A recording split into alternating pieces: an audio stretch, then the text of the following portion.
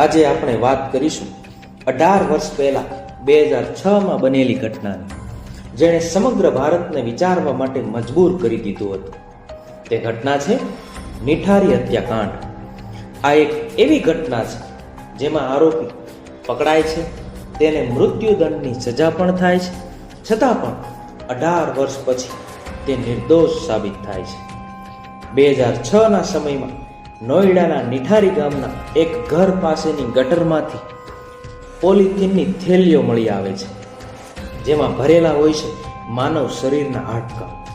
અને ત્યાર પછી સામે આવે છે એક સનસનીખેજ હત્યાકાંડ. તો ચાલો આપણે આ સમગ્ર ઘટનાક્રમ વિશે વિસ્તૃત જાણીએ. મિત્રો, તમે પહેલી વખત મારો વિડીયો જોતા હોય તો મારી આ યુટ્યુબ ચેનલને સબસ્ક્રાઈબ કરજો, વિડીયોને લાઈક કરજો અને શેર કરજો. તો ચાલો આપણે જાણીએ આ ઘટના વિશે. 2005માં અને 2006માં આ ઘટના બને છે, જેમાં મુખ્ય બે વ્યક્તિઓ સંડોવાયેલા હતા. એક મોનિંદરસિંહ પંઢેર અને બીજો તેમનો નોકર સુરેન્દ્ર કોલી. મોનિંદરસિંહ પંઢેર ઉત્તર પ્રદેશના નોઈડાના નિઠારી ગામના સેક્ટર 31માં D5 નામની એક કોઠી મતલબ કે ઘર ખરીદે છે. આ ઘર તેમણે પોતાના નોઈડામાં શરૂ કરેલા વ્યવસાયના કારણે ખરીદ્યું હતું. આ ઘરની સાર સંભાળ માટે તેમણે એક સુરેન્દ્ર કોલી નામનો નોકર રાખ્યો હતો. એવું કહેવાય છે કે સુરેન્દ્ર ખૂબ જ સ્વાદિષ્ટ ભોજન બનાવતો હતો અને સામે મોનિંદર પણ ખાવા પીવાનો ખૂબ જ શોખીન હતો. સાથે સાથે અય્યાશી પણ કરતો હતો, જેના માટે તેનો નોકર સુરેન્દ્ર કોલી જ તેની બધી જ વ્યવસ્થા કરી આપતો હતો.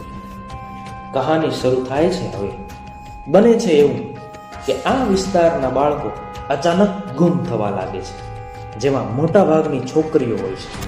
છોકરીઓના મા બાપ સ્થાનિક પોલીસ સ્ટેશનમાં ફરિયાદ કરે છે, પરંતુ કોઈ ધ્યાન આપતું નથી.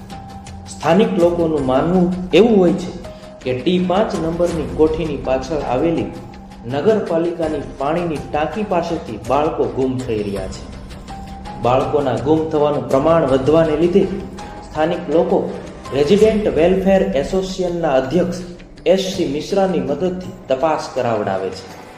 તપાસ દરમિયાન તેઓને એક સડેલો હાથ મળે છે અને પોલીસનો સંપર્ક કરવામાં આવે છે. આ સમયગાળા દરમિયાન 7 ઓક્ટોબર 2006ના રોજ એક પાયલ નામની છોકરીની ગુમ થવાની FIR દાખલ થાય છે અને આ જ FIR આ સમગ્ર ઘટનાનો ટર્નિંગ પોઈન્ટ સાબિત થાય છે. FIR દાખલ કરનાર પાયલના પિતા નંદલાલ પોલીસ પર તપાસ માટે દબાવ લાવે છે અને કહે છે કે કોઠી નંબર D5માંથી જ મારી છોકરી ગુમ થઈ છે. પોલીસ પોતાની તપાસ આગળ વધારી રહી હોય છે. પોલીસને પણ શંકા થાય છે કે જે કંઈ પણ બની રહ્યું છે તે આ કોઠીમાં જ બની રહ્યું છે. ઘટનાની ગંભીરતાને ધ્યાનમાં લઈ પોલીસ કોઠી નંબર D5ની તલાશી લે છે, જેમાં ઘરમાંથી પાયલના કપડાં અને તેનો ફોન મળી આવે છે. ઉપરાંત ઘણી બધી દારૂની બોટલો અને વિચિત્ર ફોટાઓ મળી આવે છે. સ્થાનિકો દ્વારા એવું કહેવામાં આવે છે કે કોઠીની પાછળ એક ગટર નીકળે છે, જેમાં ઢગલાબંધ પોલિથીનની થેલીઓ છે, જેની તપાસ કરાવવામાં આવે. નગરપાલિકાના સહયોગથી ગટરમાંથી પોલિથીનની થેલીઓ બહાર કાઢવામાં આવે છે અને તેની તપાસ કરતા જ બધાની આંખો પહોળી થઈ જાય છે. થેલીઓમાંથી નીકળે છે અસંખ્ય માનવ શરીરના હાડકાઓ. સંપૂર્ણ વિગતોને ધ્યાનમાં લઈ 26 અને 27 ડિસેમ્બર 2006ના દિવસે ક્રમશઃ સુરેન્દ્ર કોલી અને તેના માલિક મોનિંદરસિંહ પંઢેરની પાયલ ગુમ થવાના ગુનામાં ધરપકડ કરવામાં આવે છે. 1 જાન્યુઆરી 2007ના દિવસે રિમાન્ડ મેજિસ્ટ્રેટ દ્વારા મોનિંદરસિંહ પંઢેરની અને સુરેન્દ્ર કોલીની 10 જાન્યુઆરી 2007 સુધી પોલીસ કસ્ટડી મંજૂર કરવામાં આવે છે. કોર્ટે નાર્કો એનાલિસિસ માટે પણ મંજૂરી આપી હતી. ઘટનાની સંપૂર્ણ ગંભીરતાને ધ્યાનમાં લઈ જે તે સમયના મુખ્યપ્રધાન મુલાયમસિંહ યાદવે CBI તપાસની માંગ કરી હતી. કોઠીની આસપાસના વિસ્તાર અને ગટરમાંથી મળી આવેલા 17 હાડપિંજરોમાંથી 15 જેટલાની ઓળખ કરવામાં આવી હતી, જેમાં સુરેન્દ્રએ ગુમ થયેલા 10 બાળકોના ફોટોગ્રાફની ઓળખ કરી હતી. ખોદકામ દ્વારા મળી આવેલા 17 હાડપિંજરોમાંથી 10 છોકરીઓના હતા, જે યૌન શોષણનો ભોગ બની હતી. મળેલા માનવ અવશેષોના DNA નમૂનાઓ પીડિતોની ઓળખ માટે હૈદરાબાદની ફોરેન્સિક લેબોરેટરીમાં મોકલવામાં આવ્યા હતા અને ફોરેન્સિક નમૂનાઓ ઉંમર, મૃત્યુનું કારણ અને અન્ય વિગતો જાણવા માટે આગ્રાની લેબોરેટરીમાં મોકલવામાં આવ્યા હતા.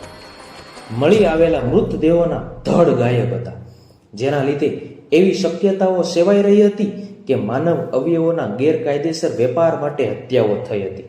જોકે તેના કોઈ પુરાવા મળ્યા ન હતા. આ ઉપરાંત ઘરની તપાસ વખતે મળી આવેલા ફોટોગ્રાફને ધ્યાનમાં રાખીને ચાઇલ્ડ પોર્નોગ્રાફીના રેકેટની પણ આશંકાઓ હતી, પરંતુ તેના માટે પણ કોઈ પુરાવો મળ્યા ન હતા.